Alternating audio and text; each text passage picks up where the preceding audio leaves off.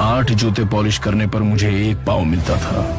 थाली से ज्यादा नीचे गिराकर खाने वालों के बीच मिट्टी में गिरे पाव के लिए तुम इतना तड़प रही हो तो तुम्हारी मजबूरी मैं समझता हूँ।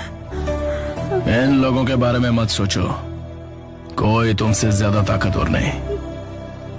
इस दुनिया में सबसे बड़ा योद्धा माँ होती है।